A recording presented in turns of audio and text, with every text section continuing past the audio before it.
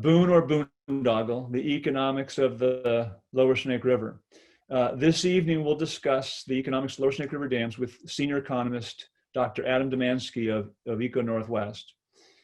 Adam is a project director who specializes in environmental and natural resource economics, natural resource damage assessment, applied econometrics, and non-market valuation. He has extensive experience valuing changes to public and environmental goods using quantitative methods, and has applied these tools to evaluate impacts to housing, transportation, and environmental resources. Prior to joining ECONorthwest, Adam was an economist with NOAA's Office of Response and Restoration and was responsible for assessing ecological and human use injuries resulting from oil spills and chronic hazardous waste contamination. He also served as the acting deputy director of NOAA's Marine Debris Program and represented the agency in 2017 G20 meetings in Germany. Adam's a member of the American Economic Association and the Association of Environmental and Resource Economists. With that introduction, I'll hand things over to you, Adam. You're muted, as you might know, and welcome. We're really glad to have you.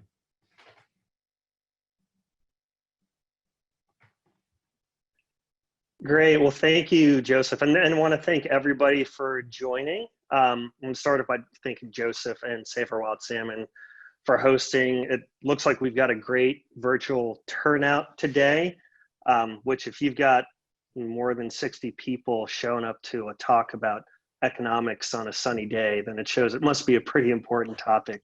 So I'm going to try and keep it informative. As Joseph asked, I'm going to do my best to keep the wonk down, but I promised I'd try, so that's as far as we'll go. And before I really dive in, I want to thank my entire team that worked on this study and supported the report, as well as a series of productive conversations. When we rolled the report out last summer, we had one day where we presented this to advocates, and that's the first time I met Joseph. And then we had another day where we presented it to people that were more concerned about the dams coming out, and ended up having very fruitful, great discussions, and I was very proud to participate in those. So let me go ahead and dive in here. So the basics here, everybody here knows we've got 4 dams in Lower Snake River. They're built in the 50s and 70s. They do a lot of things. They generate power, they enable barge transportation, people use them for irrigation withdrawals and recreation. There are all these things that are important and valuable. And so what we did, and when I say what we did and the content of this report, this is an overview of the report that we did and released at the middle last summer. And then at the end, I'm also going to talk a little bit about our response to the DEIS that came out. So our project and research study was really formulated around 2 basic questions. And they look similar, but they're also very different. The first one is, do the economic benefits of getting to a world without the Snake River dams, does it exceed the cost of getting there? So this is the basic benefit cost analysis. What are we going to give up getting rid of the dams? What are we going to gain? The second question is, how would the regional economy respond to removal of the LSRD of the Lower Snake River dams? And this is a different question, and this is really addressing concerns that folks in the Tri-Cities area in Central Washington, concerns that these are the lifeblood of the region, and that maybe the whole state or the region or the Pacific Northwest would benefit, but it'd be borne on the backs of people that live and work in the area. And so we wanted to look at that as well. So 2 separate questions. Most of my presentation is going to focus on the first one, but then I'll address the second one as well. But to break down this really broad question, we divided it up into 4 topic areas: grid services, irrigation, transportation, ecosystem services, all things that may have associated benefits and costs with removing the dams. And before I go too much farther, I want to kind of lay out a little bit of Econ 101. And the notion of when I talk about benefits or costs, what I'm talking about is economic value. And the definition of economic value is it's what you're willing to give up to get something else. So it's all about trade-offs. When we think about prices on a market, we go to the grocery store, things have a dollar value. In essence, we're buying the apple at the store for money that we earn by giving up our time. that money is a medium of exchange, but ultimately what we're looking at is the trade-offs. And that's the economic lens that we're looking at this whole scenario. You know, what are we giving up? What are we getting in these two states of the world? One with the lower Snake River dams and one's without it. So I'm going to jump to the punchline. If you kind of follow the news or took a peek at our study or executive summary, you've seen this figure, and this is the result of that benefit cost analysis. And what we found is that, yes, there are costs to removing the dams. They'll go through these in detail, but we've got cost to grid services, that's power. It's going to cost to remove the dams. There's some cost to irrigation. Then we start having some gains, transportation, and use value. But the net result is that the benefits outweigh the cost is really predicated on that right-hand column, and that's that non-use value. And what this graph is showing is the green portion of that right-hand side, the non-use values, that's the break-even value. So any estimate of non-use values greater than 2.32 billion in present value means we end up in a scenario where you should take the dams out. Any estimate that would be below that, we would be in a scenario where an economist would say, no, keep the dams in. Also, something to keep in mind is if you don't include non-use values in your decision-making and you just summed the first 5 columns, first 5 buckets, you would end up with a net red, and the economic conclusion would be to keep the dams. So that's worth keeping in mind, is that this is analysis that does look at a broad lens. We use all the best available information we could, but that salmon story, that ecological non-use value, is a driving component here. Now, the study came out, and there's a fair bit of news, and you may have seen some of these headlines. I certainly did. It was called a slap in the face. It was called dubious, unscientific, inaccurate, and probably the politest headline was that it stirred controversy. And frankly, all of its attention was just wildly exciting to me as an economist. The last time I checked my dissertation downloads, I think it was around 150, and most of those are probably split between me and my mom. You know, even when I worked on the Deepwater Horizon spill, and I led the recreational loss use there, the spill and the case as a whole certainly got a lot of attention, but my tiny component of it didn't get the attention that this did. And so just like all of you joining on this afternoon, all of this attention to this study really indicated how important the economics of the Snake River dams are. So let me walk through a little bit about what we did. It's a specific scenario that we're analyzing, and so all of our results are predicated on this scenario. The first assumption we made is in our dam removal scenario, the dams wouldn't be removed until 2025. At the time we were doing the study, we figured this was your quickest, best case scenario. And it'd be a world in which the EIS came out, said, take out the dams, everyone was on board, the money was there, and then probably 2025, they're able to draw down the reservoirs. We then estimated the present value flow of benefits and costs through 2045, so 20 years after dam removal. And that's also important. So if there are benefits or costs that are accruing 50 or 100 years down the road, those are not incorporated in our analysis. It's that 20-year time frame where we felt we had more reliable estimates. Our goal was to use the best available quantitative information out there. We're largely relying on other sources. When sources disagreed, we looked and said, well, which one do we think is more reasonable? If they're both, we used both of them, incorporated them into a Monte Carlo uncertainty analysis. We report all the results in present value, and this is kind of a nuance, but we use 2 different discount rates. One is a discount rate that the Bureau of Reclamation issues for the use of value water projects, and the other is a 7% discount rate that the Office of Management and Budget prescribes. We did both and compare analysis on both.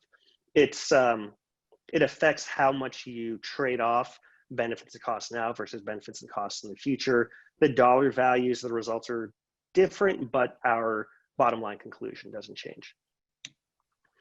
So now let me walk through each of those components. The first is the grid services. So this is the power that the dams produce. It's important. It's the biggest reason why they're there. And what we do know is that it's something that you can buy in a market. So there's a price, and then we also know quantity, so we can come up with a value. But in my work, I'm always excited when I go out into the world and I see things that look just like an Econ 101 classroom. And so if you've got a state where the quantity of a good supplied is high and the demand is low, you're going to see a drop in prices, and then the converse is true as well. And we look at the annual power production by the Snake River dams, that's the red bars. There's more production in the spring and winter when river flows are high, and there's less in the summer. Then that solid line is the market price for power that's exchanged between BPA and other producers in something called the Intercontinental Exchange. And we see that converse effect in price. When the Snake River dams are producing a lot of power, so are all the other hydropower assets in our region. There's a lot of power and the price is low. Then we hit the summer, there's less flow, there's less power, there's less produced, and that price of the power is high. And so when valuing the value of the power produced, it's important to keep in mind this notion of scarcity through time. There's a lot of different values and costs besides just the power that's produced, that power that's the grid services value on the left, but also these are carbon-free power sources. It's important to incorporate that. There's two ways of doing that. One is looking at the cost of building a complete carbon-free power portfolio. We used Northwest Energy Strategies Balance Plus portfolio to look at the cost of that. The other option is replace it with not carbon-free power. So we went down and looked at marginal power that's coming online in California now and the CO2 emissions associated with it, and then used the federal government's now former but social cost of carbon that actually looks at what is the cost to society from each ton of CO2 emitted. And so those are both costs that we lose if we take out these dams. Power produced, and it's the fact that it's carbon-free power. But then we save some things as well. There's overhead, there's fish mitigation, there's O&M, there's capital costs and upgrades. When we net these together, and if this was the only lens we're looking at from a power perspective, we are losing quite a bit of money and value from taking out the dams. But this is just that first column, and it is the biggest component of loss from removing the dams. So let's go ahead and keep marching through. The second thing you hear a lot about is the importance of the Lower Snake River to irrigation. Without the dams, irrigation wouldn't be possible. Well, on the map right here, what we're looking at is the southeast corner of the state of Washington. That red dotted line or that outlined area, that's the Lower Snake River up to the border with Idaho and down to the border with Oregon. The dotted lines represent a 1 mile and 5 mile radius from the river. And then the blue-green shaded areas are the irrigated acreage. And so you can see predominantly from the Snake River Basin in Washington is unirrigated agriculture. And the irrigated agriculture is centered down at the Ice Harbor Reservoir, so right near the Columbia River and the Tri-Cities. So there's a couple ways to do this type of analysis. And one is, what's the lost value to productive agriculture if it has to switch from irrigated to non-irrigated? And that gets you one value. But the other approach, which is the one we used, is, well, how much would it cost to make everybody whole? And so we looked at water rights information and identified 41 surface water withdrawals and 84 potentially affected groundwater wells that would need to be upgraded, and looked at the cost of upgrading those, approximately around $160 million to do so. Not a small amount, it's a sizable amount, but when we compare it to the cost of grid services and some of the other categories, it actually is quite small. And it's important noting is that this is the cost to make the irrigators whole, so that without the dams, they still have access to water that they have right now. Transportation is the next category that you hear a lot about, and it is an important transportation corridor. There's a lot of agricultural products that move down the river and a lot of agricultural inputs and other products that move up the river by barge. There are other alternatives. There's an old rail line that moves along part of the Lower Snake River and then continues up to Lewiston. There's roadways, there's truck transportation options to connect to rail at other places or barge at other places. So we do have the benefit of evaluating what we call a mode shift. So that's moving from one shipping mode to another. The other thing to note is when we look at volumes, what does volumes look like through the area? And you do see food and farm products being added to barges as they go down the river, but the predominant volume is added on at the lower Snake and actually below the Snake into the Columbia. Also, the barge volumes are going down based on historical projections. We weren't able to find those intervening years, but that solid blue line is the historical barge volume used in the previous 2002 EIS. The dotted line is the previous EIS's forecast, and then the orange line is the more recent actual volumes. There's a lot of costs from losing this transportation infrastructure. You gotta fix a lot of things. Shippers and growers are gonna see different costs, and then there's gonna be social, societal costs as well. And we looked at all of these components, and they do all add up, but that green bar is kind of the key point here, is when you look at all those costs of removing the Snake River dams, they don't add up to the annual federal appropriations that go to the Corps for maintaining the lock system as a piece of transportation infrastructure. So this is where we came to our conclusion that even if you don't take out the dams, it doesn't necessarily make sense from a benefit cost perspective to continue operating the lock system. And now we're getting to ecosystem services, and this is probably the part that a lot of you know the most about. And the basic story is that wild salmon populations are at historic lows. There are 4 species that are either endangered or threatened on the lower Snake River. Taking out the dams will help them. During our analysis, we worked with a fish biologist who had spent his career at PNNL studying salmon in the area. And we really pushed him to give us a number of fish or a scenario that we can value. And he, like a good scientist, wasn't able to do that.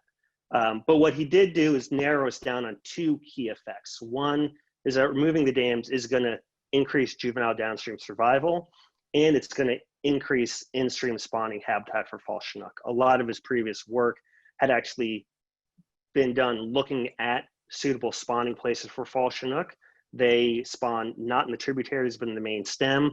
And he'd actually identified a couple key places where false Chinook were spawning, but interestingly enough, it was right below the outflows for the dams where he had enough volume and flow to create that gravel substrate that they need. Recovering the fish is gonna lead to all these other implications and potential downstream effects, but we wanted to focus on a scenario of what's the value for recovering the salmon. And this is where that non-use value component comes into. Non-use values are the value that you have for something, even if you're not going to use it. These are real values, but they're not exchanged on market. So you don't have an opportunity to go and buy or sell your preferences for clean air, clean water, or a free snake. So what we try to do is create a market, a contingent market, a scenario where you have the opportunity to buy into a program that's going to give you this public environmental good. And then we want to figure out what is your demand for that? What's the price point at which you'd say, yes, I would pay for that? And what's the price point at which you'd say, no, I wouldn't? And that's really important to figure out. There's a long history of using stated preference and non-use values. They're used throughout government and research for a lot of different reasons. They're even used by non-environmental economists like myself. Any company that's looking at developing and releasing a new product on the market that doesn't exist, let's say a new iPhone, they're going to want to know what attributes should they include in the phone, and at what price will people buy it, and that's going to help their design and help them understand their price point. We're doing the same thing. It's something that's not currently available in the market, but we're testing to see if it were, what would the demand for that be? Importantly, in all these examples of non-use values being used, that bottom one is the federal government has used non-use valuation to look at dam removal. The Bureau of Reclamation, National Park Service did a non-use valuation study of removal of the dams in the Elwha River in the 90s. I actually led the one at NOAA in the late 2000s to look at restoration following removal. And the Bureau of Reclamation led a study evaluating removal of the dams on the Klamath River. So this is something that the federal government does, and it's supported throughout a large portion of the federal government. It's supported by the DC Court of Appeals. It's written into the CERCLA, so that's the hazardous waste law. It's written into the CERCLA regulations. It's written into the Oil Pollution Act regulations, and Bureau of Reclamation has used it time and again. either explicitly like in Klamath or in concept like here in Glen Canyon, and have stated that both use and non-use values need to be considered when assessing impacts to the human environment. I would say the outlier is the Army Corps of Engineers. In their Civil Works guidance document, they have this statement that non-use values will not be approved and shall not be used. And they're arguing that because it's difficult to measure, you shouldn't use them. I would argue that there's a long history of people using them. There's a thick body of academic literature that talks about how to design an appropriate survey, and that not using them would be missing an important component of value. I'm going to race through a little bit here to talk about how we measured it. You know, we did use, without actually coordinating with Joseph and Save Our Wild Salmon at all, a survey that they had conducted that wasn't a contingent valuation or stated preference survey designed to measure non-use values, but it did have a question in the survey that looked exactly like the kind of question I would put in a non-use valuation survey. But let me highlight these other two studies for context. I think the one thing I'm trying to highlight here is that even the value that we got using the Save Our Wild Salmon survey is right in line with these other two studies. The one at the top, led by Carol Mansfield, that's the study looking at removal of the Klamath dams. That second one, Wamo and Liu, by Christy Wamo and Dan Liu, they're both economists at NOAA Fisheries. They looked at a number of different scenarios for recovering Puget Sound salmon or downlisting southern resident killer whales. And the key thing is that all of these scenarios are marginal benefits and they're very realistic.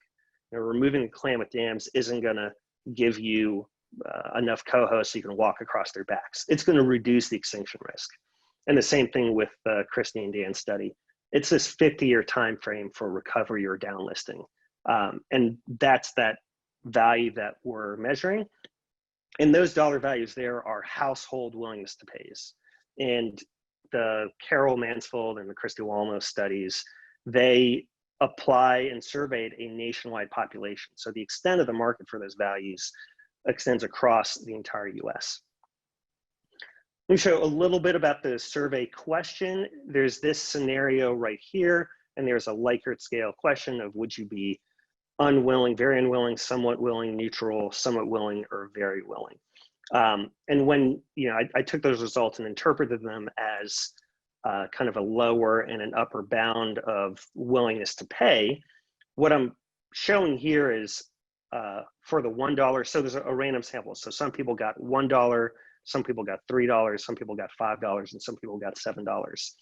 But when I analyze results from this type of study, what I look for is this good behaving the way a good on the market would?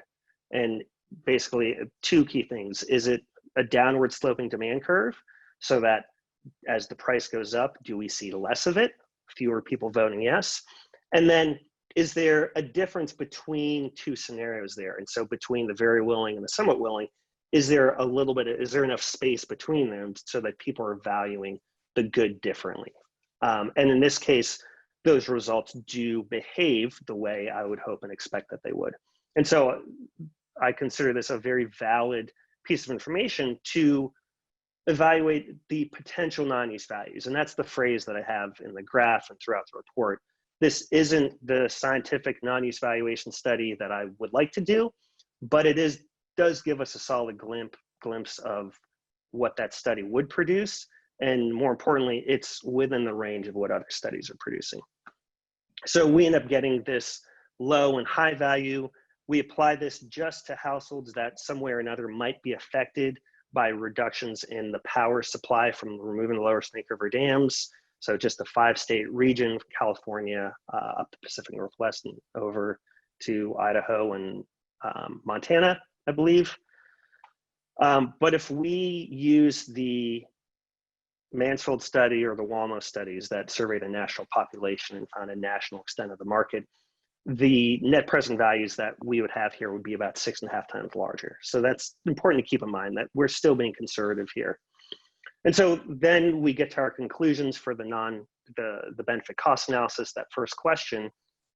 And again, we've got some costs, we've got some benefits. The big value here is the amount of money people would be willing to give up in increased power so utility costs, to protect the lower Snake River dams. So there's a scenario that makes sense and works, which means if you remove the dams, you're going to help protect the salmon. Removing the dams has a price mechanism, a payment mechanism, and that's you're going to have to pay more for power. It's questionable how much more would people be willing or very, very willing to pay. And we get benefits there that aren't captured on any existing market, but are really important for the decision-making process.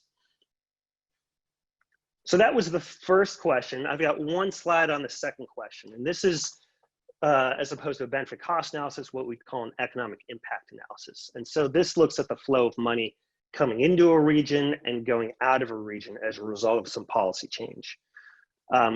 We went through and looked at what are the costs of removing the dams, what are the change in expenditure for mitigation or restoration, what are the changes in spending associated with changes in recreation, and what are the increased costs for trucking. The funny thing about an economic impact analysis is because you're looking at a regional lens, any increase in spending is a positive, any decrease in spending is a negative. So keep that in mind. And what we find is that we do have a net gain. That net gain is driven by the fact that taking out these dams is so darn expensive. So remember that there's going to be changes in spending throughout. There's going to be some industries that decline, and that's going to be these employment losses down here. There are going to be industries that gain. It's going to be trucking. It's going to be all the spending on the new power infrastructure, and it's going to be all the environmental technical consulting associated with removing the dams. This is new money going in. And so although there's a net gain, note that this doesn't mean that everyone's better off. This is not what economists would call a Pareto efficient outcome, that you do have some sectors gaining, some sectors losing. And that's very important to consider as you're thinking about policy outcomes. So then what's the bottom line of our study? Well, our economic evaluation does support dam removal.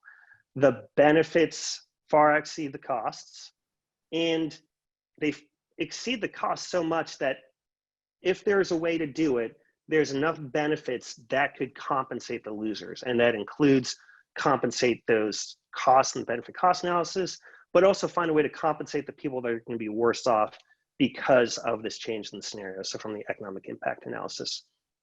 Also, the key takeaway is the real story here is the difference between how much people are willing to pay for an increased power bills and those ecological benefits. There's a lot of discussion on transportation and irrigation because they are the lifeblood for so many people, but in the scheme of things, they're very minor. And that's where that second takeaway is. That's those distributional effects matter.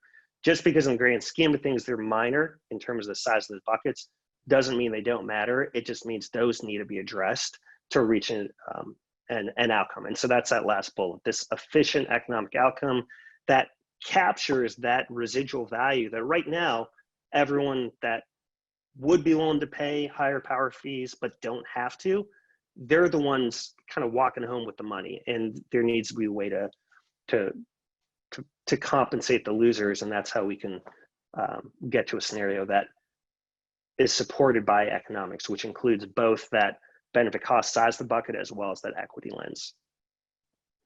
I'm a little over my 30-minute limit here, but let me just fly through a little bit on the draft EIS.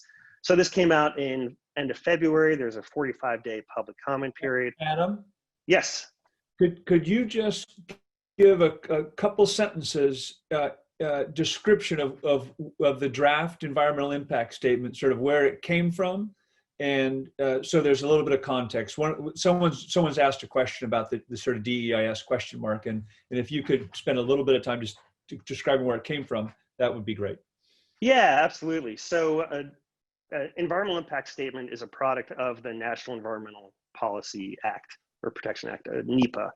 And so anytime a government agency does a substantial spending or has any action that has the potential to affect environmental resources, they have to go through this EIS process.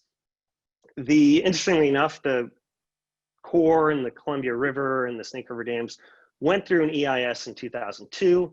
to determine what they should do going forward.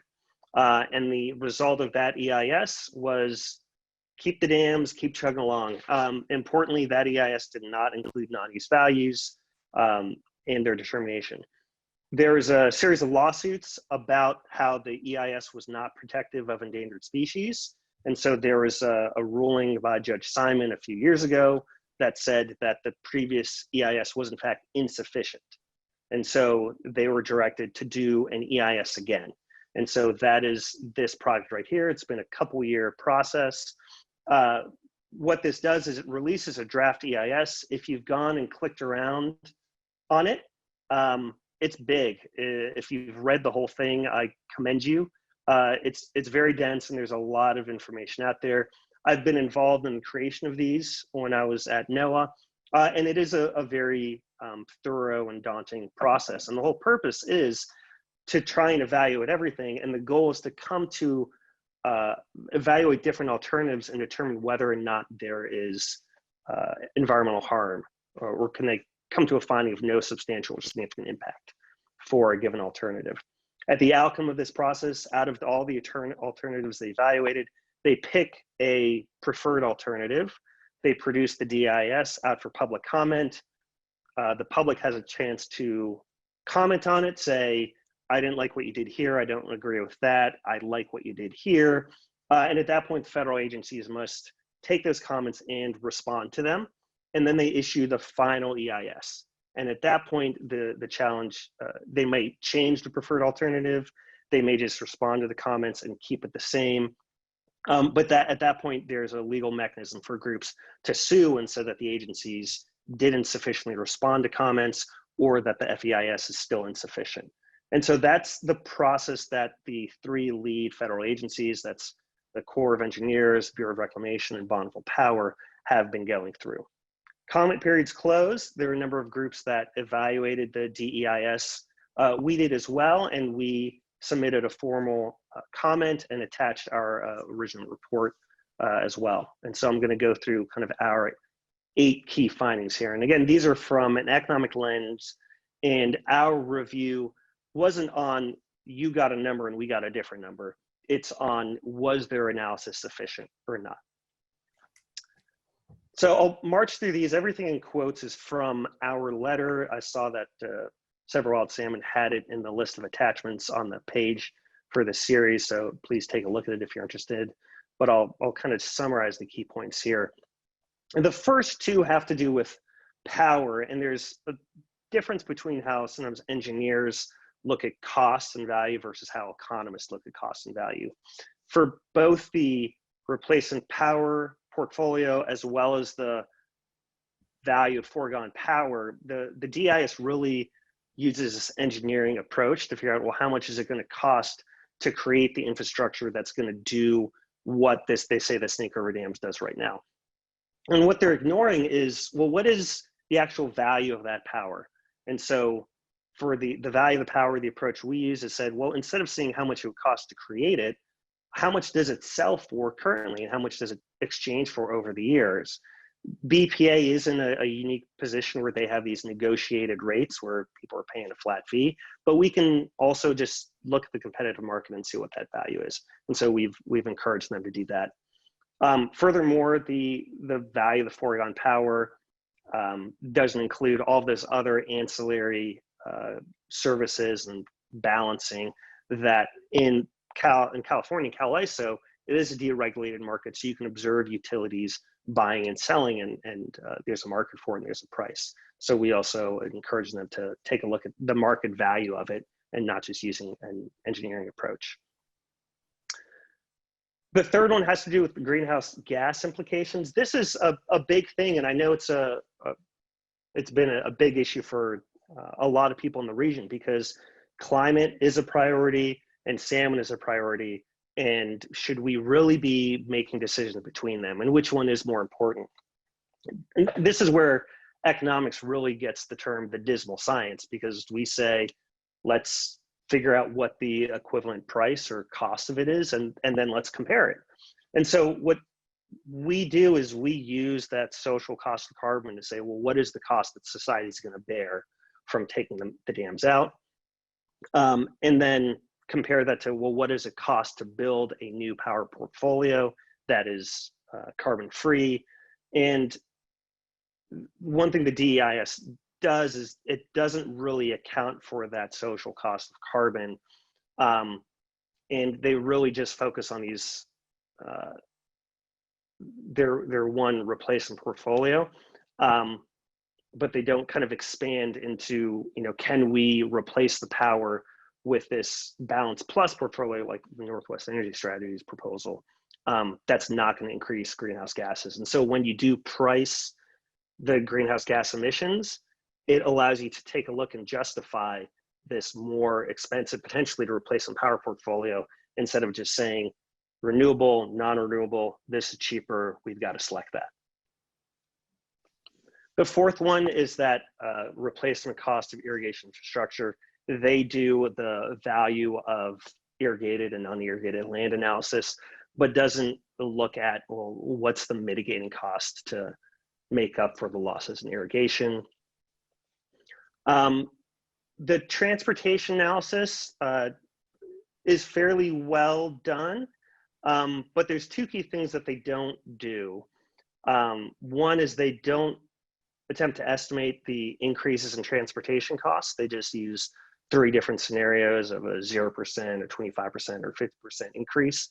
And that doesn't quite feel sufficient. And then the second thing is they don't account for savings that the federal government would get from not paying for the locks.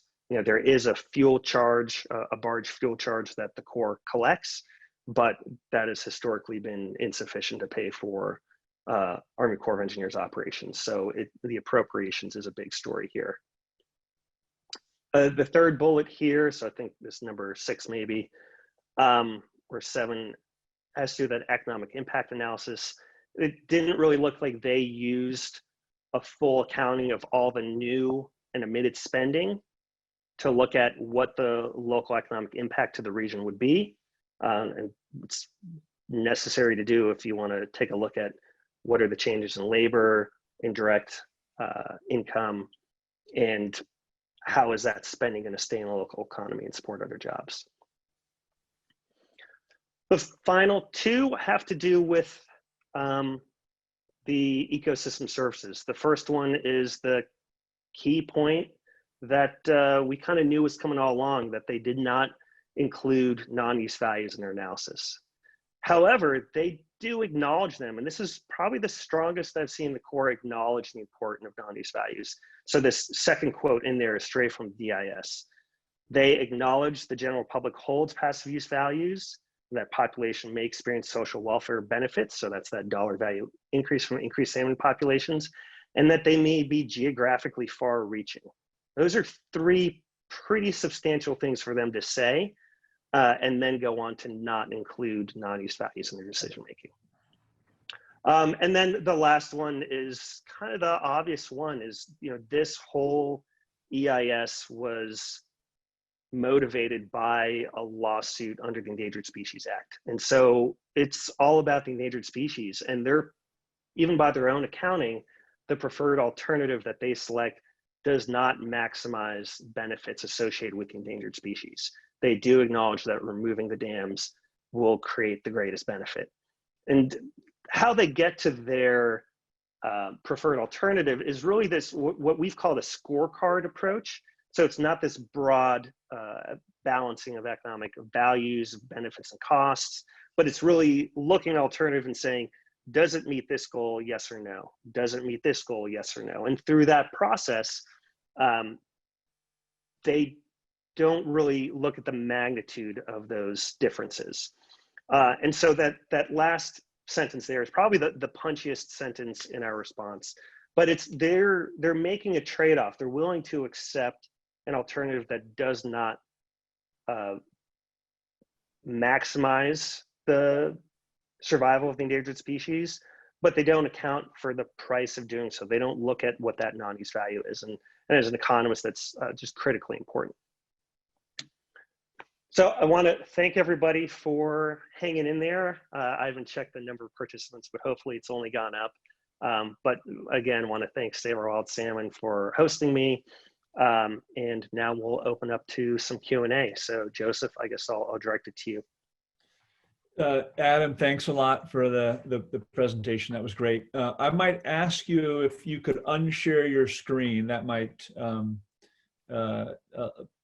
bring us up in focus a little bit better, differently.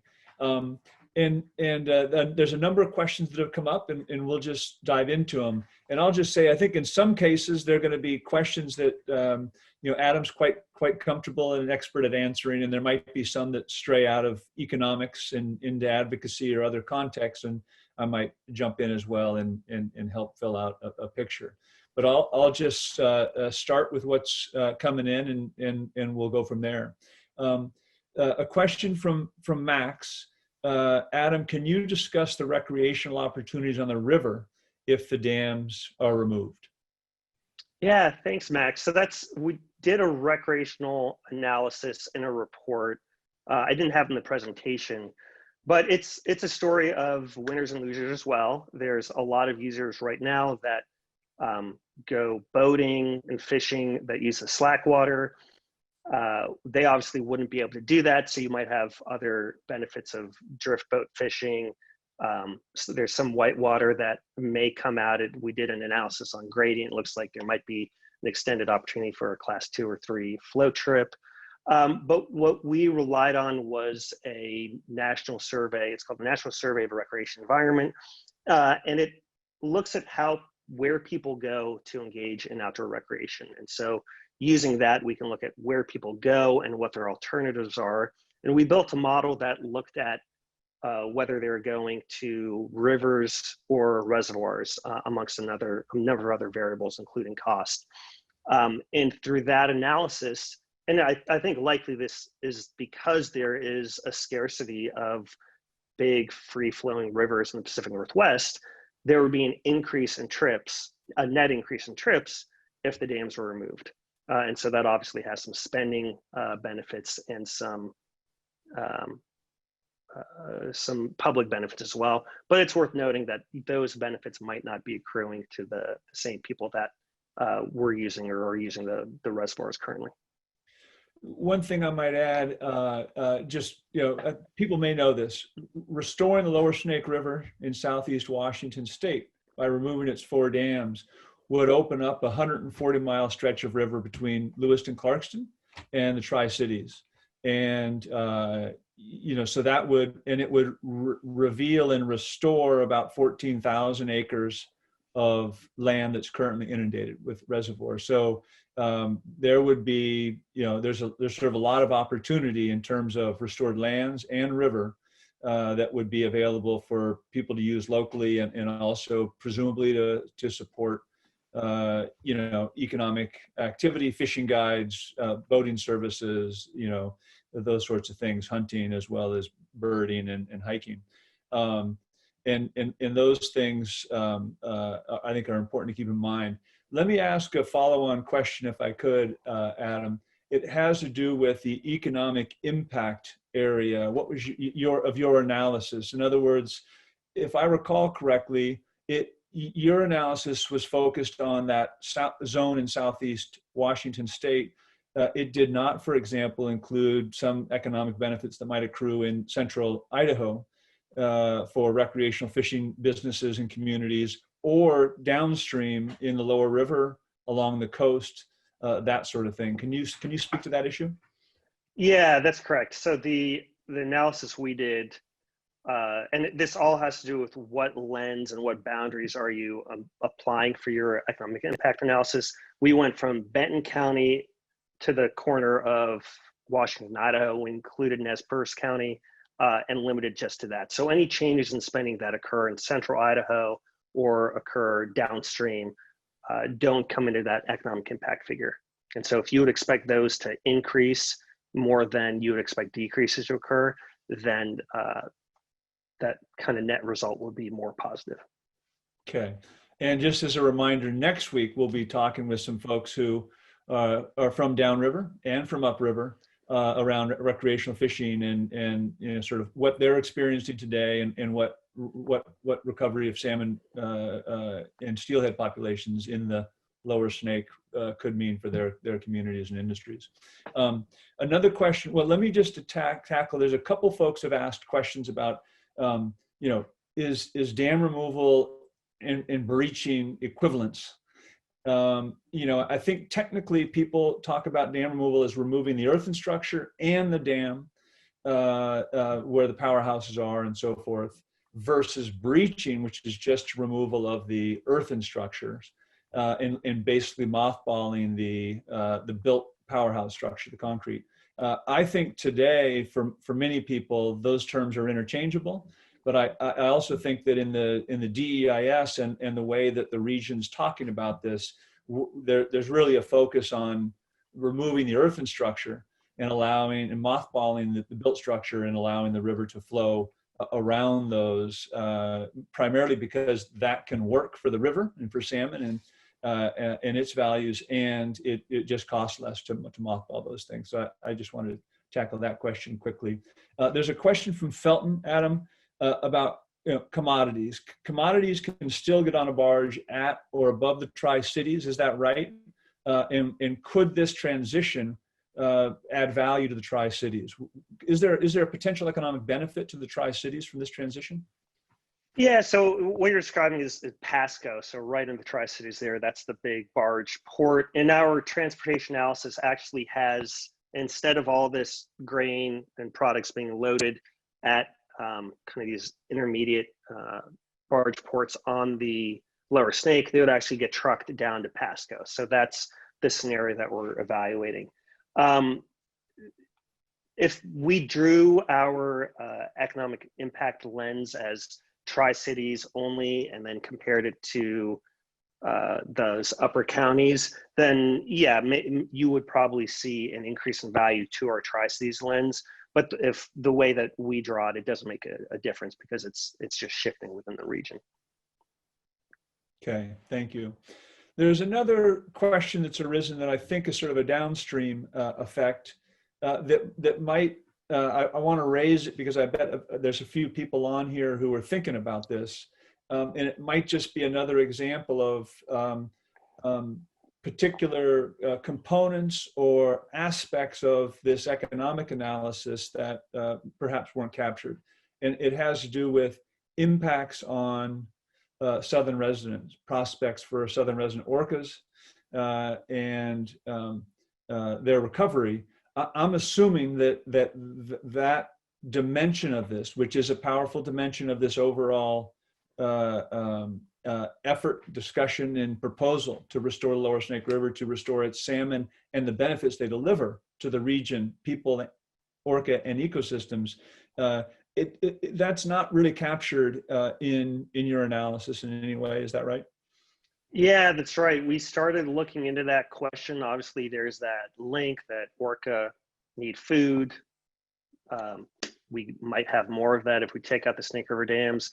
But we did come across some reports that NOAA NIMS had put out that argued that that link was tenuous, and we're, as economists, not in a position to argue it. And so we did not include that in our statement of benefits. And importantly, in that valuation question, for either the Klamath, the one Chinook scenario from Christie's study, or the survey question from the Save Our Wild Salmon survey, don't mention orca. So there is potential for it to be larger if that link was stronger or known, but in our analysis of looking at best available objective information, we did not include it.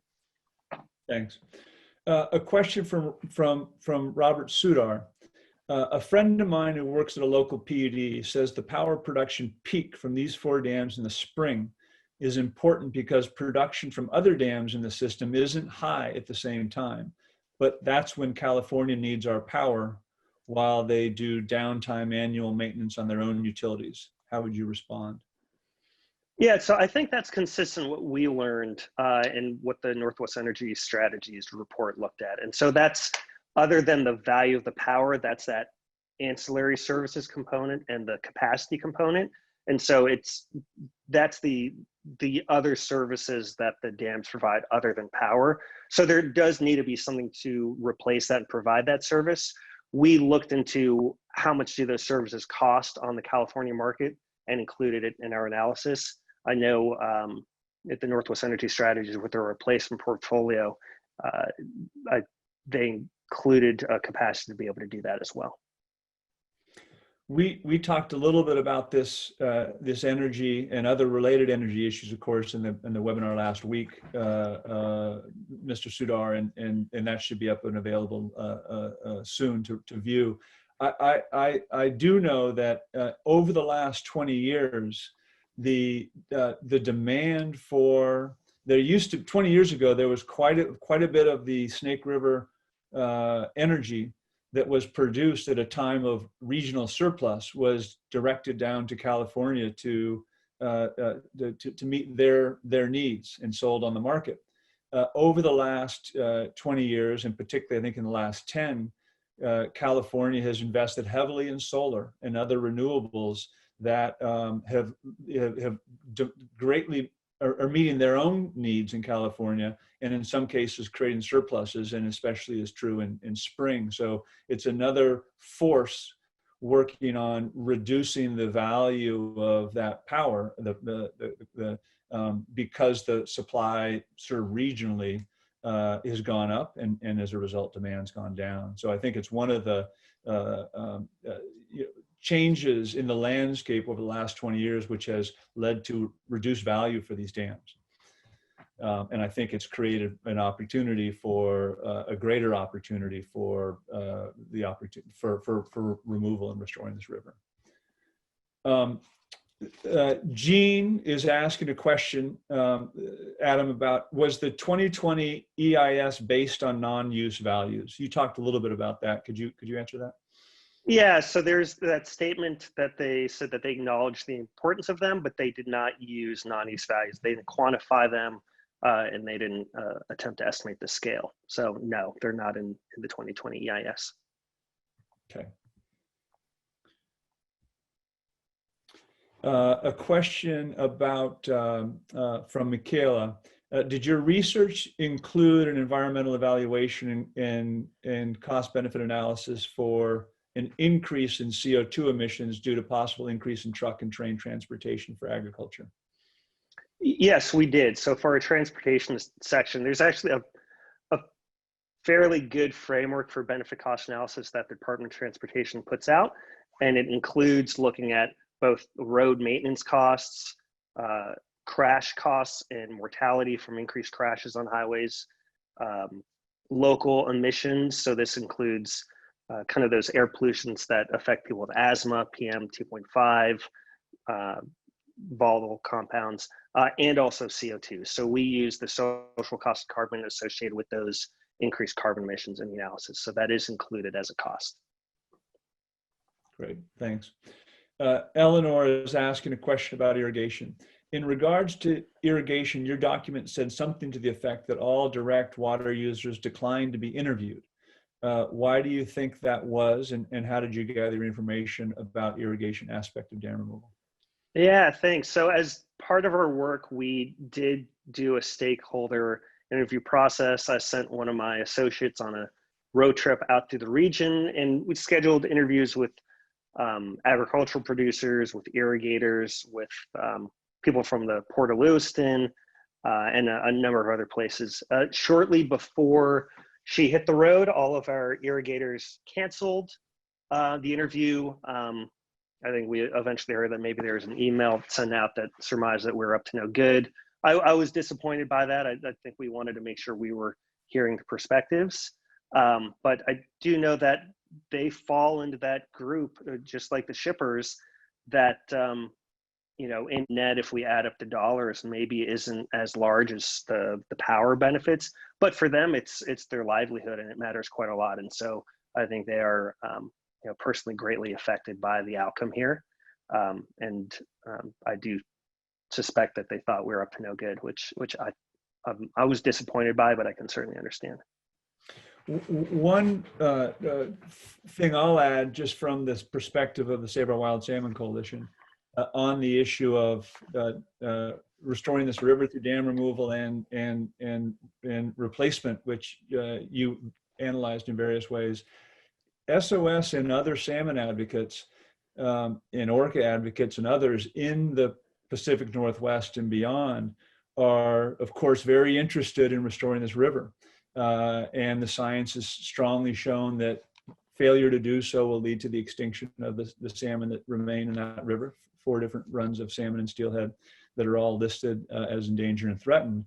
And we're also very committed to working with sovereigns, stakeholders, policymakers, people in the region to develop that transition plan that will bring everyone forward together. So, and I think one of the encouraging things that your analysis finds is that the opportunity to make these kinds of transitions are feasible and affordable, and the benefits are substantial. And so I think we're working very hard on across the region on opening up and having those conversations with folks to find out the kinds of things that they need and how we could work together to make sure that a package is assembled that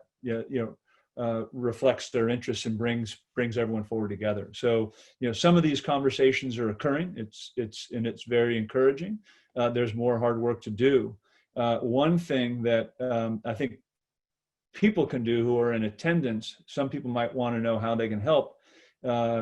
I think contacting policymakers in the region, the 4 governors of the 4 states of the Northwest and senators and House members, your House member, and encourage them to get involved and work with the same sets of folks, sovereigns, stakeholders, policymakers, and people to figure out a way forward and develop the sort of political will that we're going to need to make this transition, which creates, I think, a lot of opportunity for investing in a more sustainable future that has a lot of economic community opportunities, as well as critical to restoring salmon, helping feed starving orca, and so forth. So I think one of my colleagues will put a link to an action page on the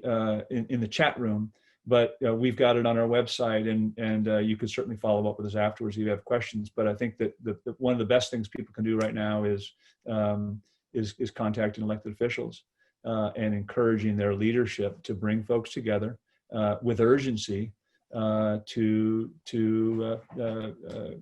develop a solution that really works for the people of the region. Okay, next question. Tom Vanderplatz asked about the DEIS. Does the DEIS put forth a least environmentally damaging alternative? Yeah, so I didn't interpret that as the one that provides the best salmon recovery, and that is the one that has the dams being removed. Not the one they chose. The preferred alternative was expanded spill. But they did analyze that. Okay. A question from Rick: is there any evidence that the federal agencies and vested interests are pursuing a strategy of delay until the endangered species are gone, thus eliminating the species benefiting from removing the dams? I'm going to bet you take a pass at that. Let me try. Yeah. I did spend some time inside a federal agency. I don't know the overall strategy, but I would say that the federal employees that work at the Corps, the BPA and Bureau of Reclamation, and the people that I worked with at NOAA, they're good people. They're dedicated to being civil servants.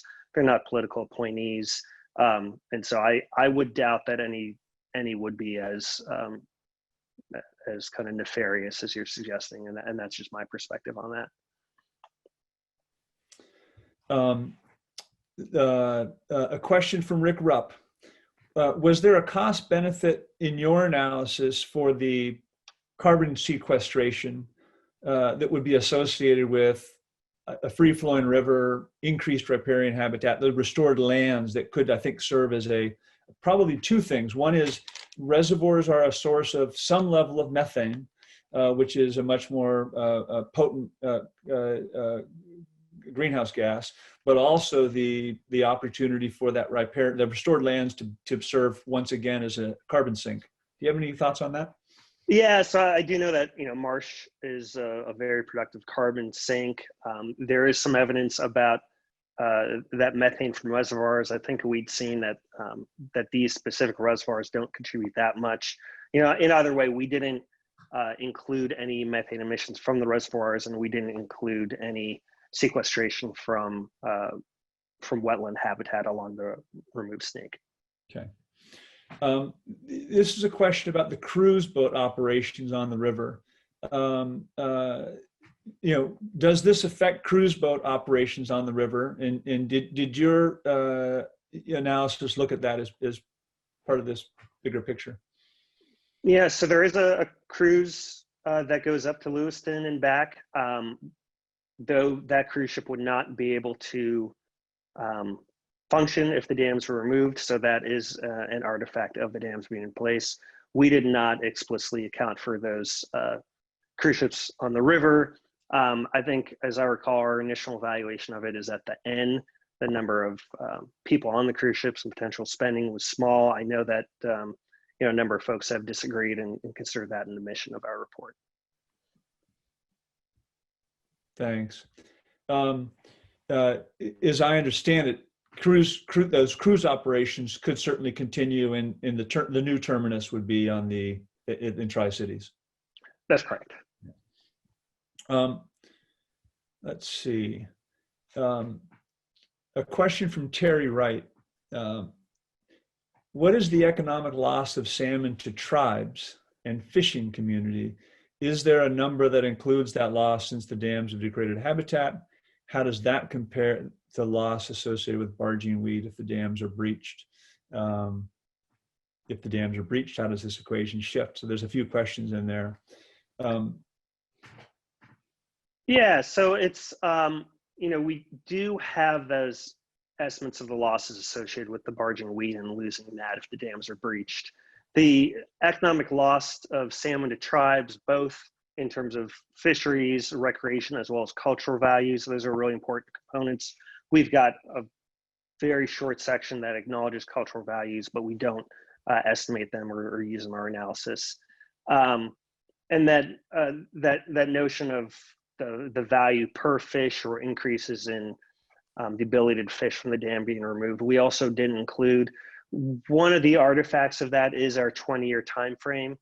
From my understanding is that if we take out those dams in 2025, it might take 20 years for this to start looking like a natural river system. And so this salmon recovery it's a long game. And so getting to the point where there's an increase in stock in the near term, at our understanding, we didn't include that, but it's certainly components of value that are important. I might just add in my experience in conversations with members of tribal communities, there's a high level of discomfort in thinking about these sorts of things, salmon, rivers, foods, in economic terms and trying to value that. They are things without value or value that cannot be quantified. And so I think I just want to mention that as perhaps another example. I mean, I think you would agree that your analysis is conservative in many respects. It's limited geography and things that were left either not analyzed or in some ways uncountable if you want to bring I think the tribal perspective to bear here. So I'll just stop there. Yeah, and that's true. And I would also add that tribal perspective of not being able to value these resources that's not inconsistent with economics. Remember, the definition of economic value is what you're willing to give up to get something else. And for a lot of us, we can give up a trip to one river with a trip to another.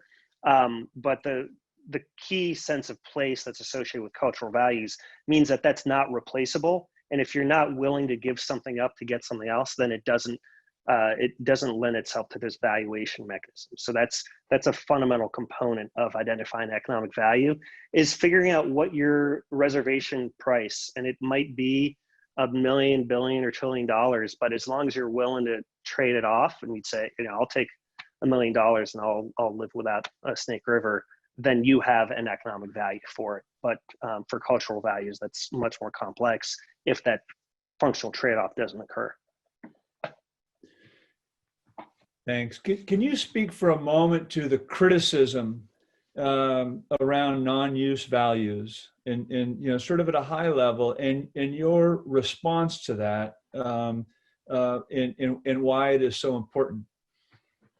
Yeah, so there's a lot of, let me narrow it to what I'd consider the reasonable and valid criticism of non-use values. And it has to do with the measurement technique and the approach, and that's the concern that the Army Corps has.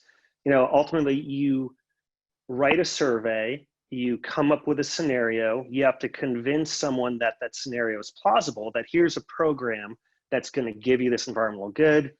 You have to convince them that when you ask them that payment question, that there's a payment vehicle that's going to work, and that they actually think they're going to have to pay. So a really well-designed survey has all of those components, as well as a series of checks in the survey to see to what point are people understanding the program, believing it's going to work, understanding the payment mechanism, and believing they're going to pay. And all of that goes into the analysis.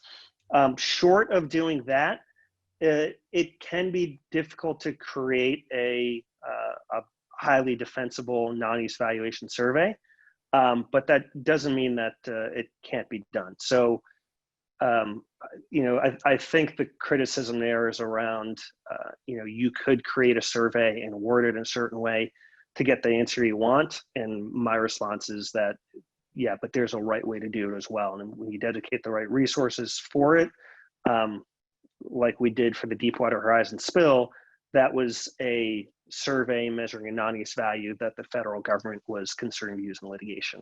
And so it's, it's certainly valid, but it does have to be done right. In our, no offense to Joseph and Silver-Eyed Salmon, but in our study, we do acknowledge that it's not, the question that we use to base our values is not that structured survey the way I would have liked to conduct it, but it does give us an indication of what that survey would give us, and that's why we call it potential non-use values.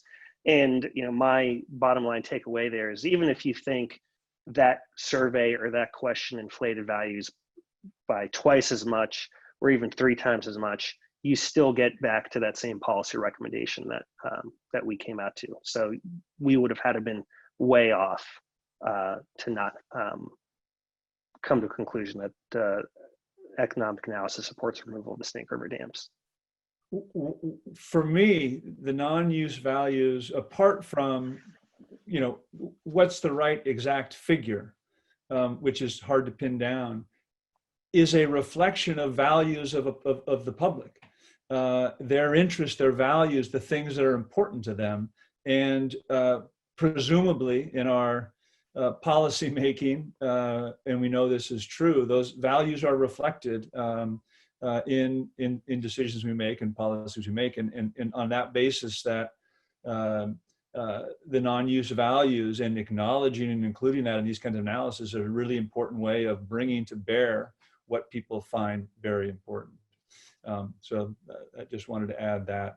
I wanted to follow up quickly on, in the chat box, there's a comment from a friend, Jim Heffernan, who just is highlighting that there is a report, the Columbia River Basin Valuation, that was done by an economic firm several years ago that makes that basically provides value for the natural resources of the Columbia River Basin in a very extensive way. It's an excellent report. There's a copy of that available on Save Wild Salmon's fact sheets and reports page if you want to find that. But I just wanted to highlight that because he specifically brings it to our attention as a way to learn more about describing how the tribes look at quote value of salmon. So thanks for that, Jim.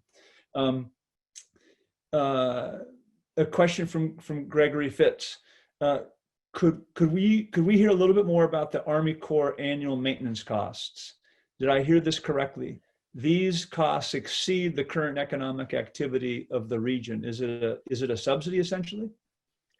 Yeah, so thanks, Greg. What Greg's referring to is the transportation analysis that looked at what would be the increased cost to shippers if they had to shift a truck, what would be the increase in accident costs, road maintenance, and emissions costs if we all shifted the trucks. And those costs are going to be borne by different people, but when we add it up, that sum is less than the annual appropriations to the Army Corps for maintaining the lock as a transportation system.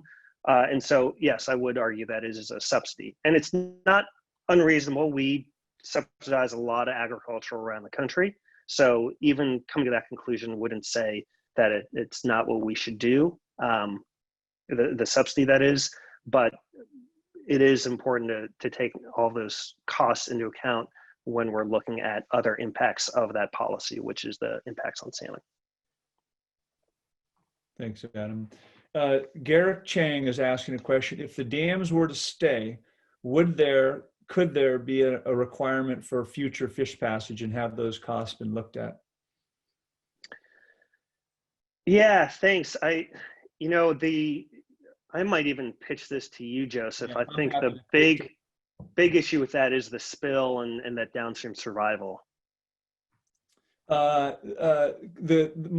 quick response to that is that the 4 lower Snake River dams have passage. They have fish ladders for the adults going upstream, and of course the fish going downstream have to go through spillways or shoot through turbines, and spill, which has been a program ordered by the court over the last 15 years, has been designed to help fish get over the dams more quickly and safely. So those are the passage opportunities for the fish. The problem is that you've got 8 dams and reservoirs in Lower Columbia. You've got 8 dams and reservoirs on the Lower Snake, and in each of those reservoirs and dams takes a toll on these fish in various ways. The young fish take much longer to get out to the ocean, and they have to swim as opposed to being pushed out by a cold current. So by the time they get to the ocean, if they make it there alive, they're exhausted, their energy reserves are depleted, and their survival in the ocean goes down substantially. So the passage is not the only issue, I think, is what I'm trying to get at. There are all these associated impacts in the reservoirs: warm water, no current, increased predation by native and non-native fish that live in stagnant waters, reservoirs, as opposed to flowing rivers.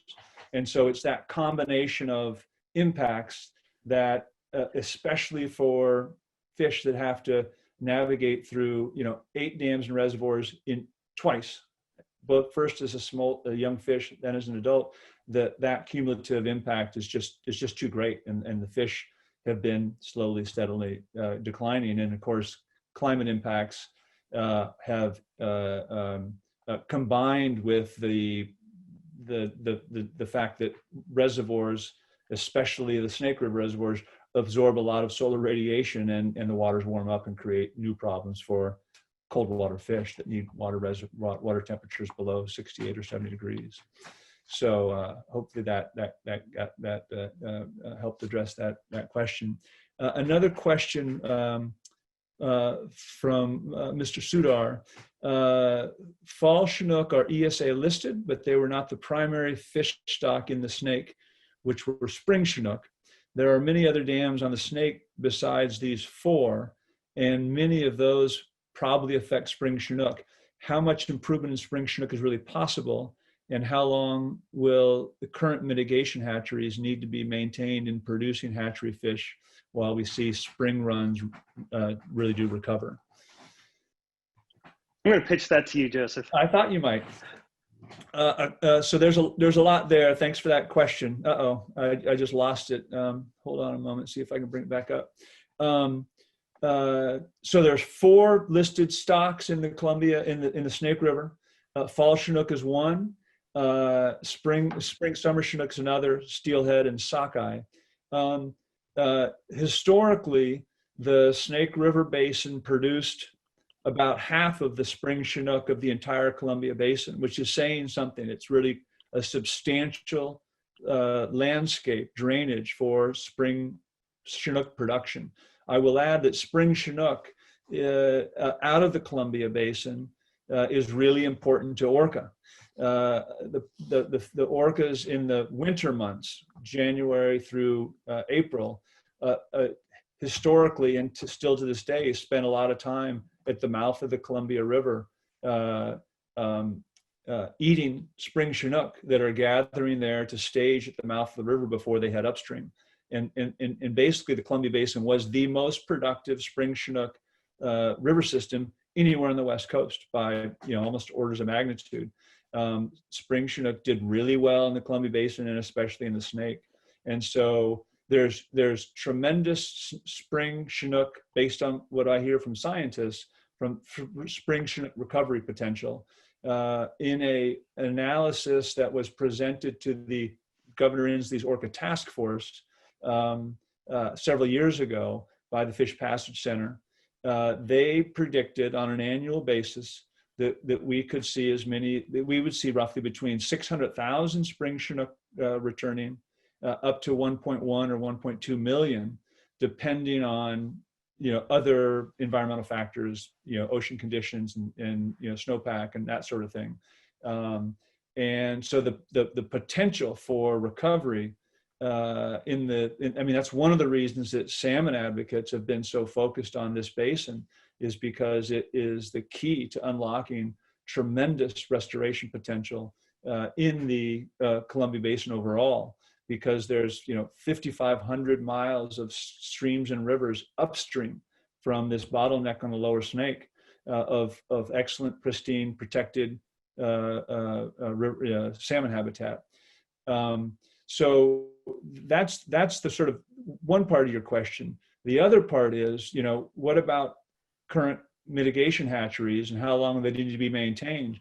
That's a good question, and I'm not going to try to answer that, except to say, from SOS's perspective, we need to become increasingly reliant on naturally produced self-sustaining populations, and Lower Snake River, restoring the Lower Snake River would be a big step towards increasing those wild populations and preventing their extinction. And in that transition, I think that's going to be important to think carefully and maintain levels of hatchery production that support current activities, recreational fishing, commercial fishing, and tribal fishing. But the details around what that transition might look like, I'm not in a position to answer, although just to acknowledge that that's a piece of the conversation that needs to occur as we think about what does this transition look like? How does what are the elements of a package that can get us there and move everyone forward together? Thanks for that good question. So we have it's just a few minutes before 6:30. I'm going to do a couple more questions, Adam. I really appreciate you spending extra time here with us, and then sign off. I encourage people who if they didn't have their questions answered to feel free to follow up with me or Sam or Carrie, Jacob, and we'll do our best to help answer your questions. Let's see.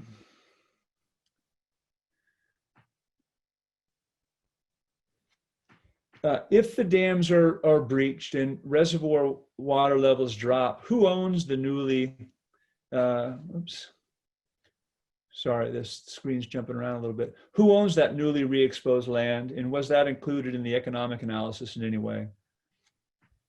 Yeah, that's a good question. I would say I honestly don't know. I know Washington has some peculiar and interesting kind of subtitle property rules. So I don't know that I'm able to answer that question, but we did not include that in our analysis. Okay. Attendee Julia Page wants us encourages us to come up with a different name than non-use values. Do you mean fish, right? We should name them. Do you have any thoughts and reaction to that? Yeah, so this is a term from the economic literature, and it's sometimes it's non-use values, existence values, passive use values, and all of those refer to the value of, it's the non-use value of the fish or of a free-flowing snake. And so it's a type of value, and it's distinct from a use value. So you could have non-use value for the fish, which is this, you know, I'm never going to go fish there, I'm never going to see them, but I want to know that the population exists. And that's distinct from the use value that a fisherman might have that goes and takes a trip and catches the fish. So that's the purpose of that distinction. Now, I didn't make it up. Of the three, for some reason, I like non-use values, but I do think passive use values probably communicates a little bit better. But it is the value of the resource, of the fish. Okay, I'm gonna, we'll just go with, I'm sorry, I'm trying to find the last question here. Felton is asking a question. It might be a little for both of us. When the final EIS comes out, and that will occur in July with a record decision in September, that's when the sort of EIS is officially adopted. Will they most likely still be going with their preferred alternative, which still won't recover fish? What might happen then? Another court challenge. Maybe this is a question more for me, Adam. Felton, I think the answer is, I don't think anyone's expecting any significant changes from the DEIS, which has a preferred alternative, a flexible spill, to the FEIS, which will do the same.